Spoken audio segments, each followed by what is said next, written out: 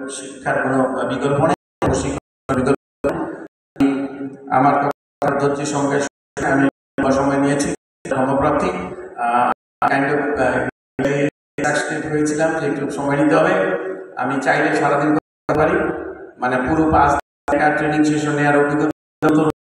হ্যাঁ, সুতরাং আলহামদুলিল্লাহ তারা অনেক কিছু অভিজ্ঞতা নেয়। আর একেবারে রুট লেভেল থেকে উঠে আসা।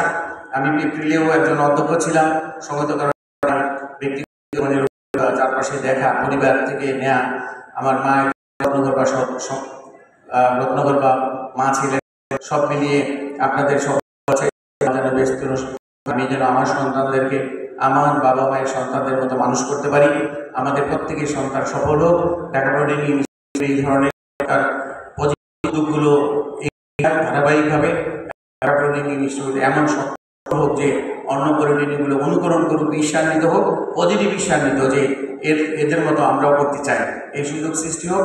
আর আপনারা অনেক দূর দূরান্ত থেকে গার্ডিয়ানরা এসেছেন, স্যাররা মূল্যবান সময় দিয়েছেন এবং যারা প্রত্যক্ষ পরোক্ষভাবে এই আয়োজনে নিশ্চয়ই অনেক শ্রম মেধা দিয়েছেন, তাদের সকলের প্রতি কৃতজ্ঞতা, ধন্যবাদ, অভিনন্দন জানাচ্ছি।